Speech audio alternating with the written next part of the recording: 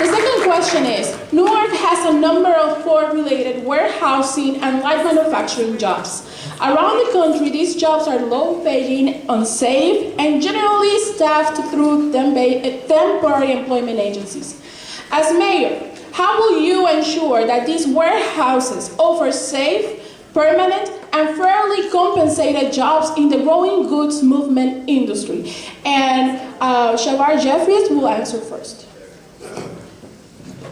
I'll be very aggressive as mayor as these companies are coming into the city of Newark to make sure they're paying livable wages with good benefits, and that also that the workers there are in safe and secure and in dignified working conditions.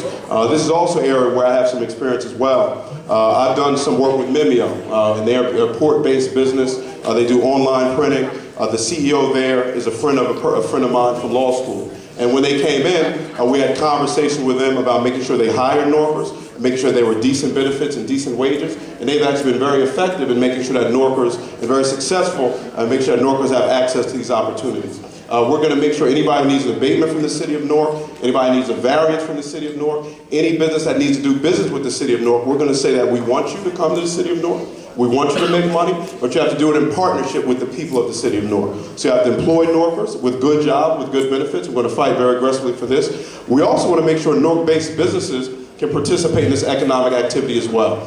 We spend a lot of time focusing on the hiring market, and that's very important. But we also have to make sure that our Newark small and mid-sized businesses have opportunities to participate in this economic activity that's generated by the port. So not only do only 8% of the jobs at the port go to Norkers, and that's a fundamental problem that we have to address, but even a smaller proportion of the supply side diversity and the business-to-business market goes to Newark-based businesses. That's also how we grow our economy. We can allow our local, small, and mid-sized businesses to do business with those businesses at the port, and then that allows our local businesses to hire more Norkers, put more Norkers to work, that stabilize our tax base. We can then make more investments and more cops on our streets, more after-school programs for our children, and also to stabilize the growth of increase in taxes. We've seen taxes increase about 40% over the last few years, and that simply is not sustainable for the working families of the city of Newark. Thank you.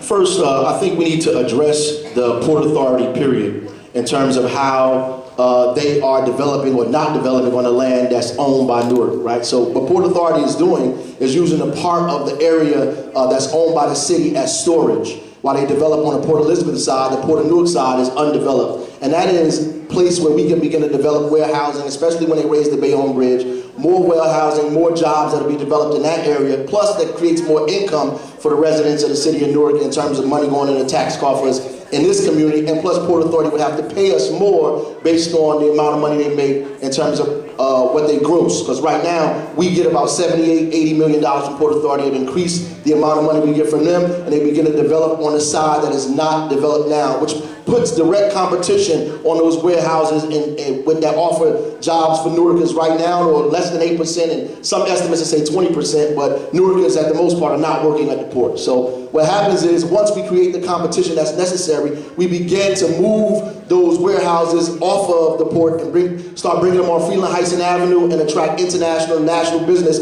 on the port because of the creation or the raising of the Pabellon Bridge.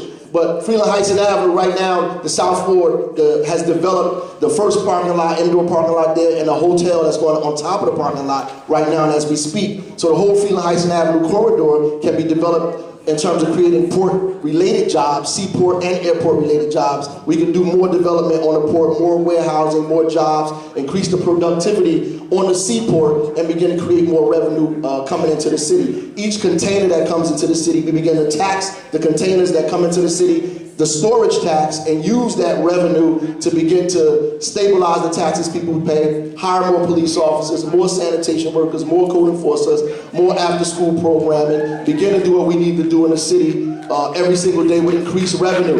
The idea about every time we talk about crime, we talk about more police, but we don't have the money to hire police. If we begin to expand the city economically, then we begin to create the kind of money that we need to hire the people that we need that work for City Hall.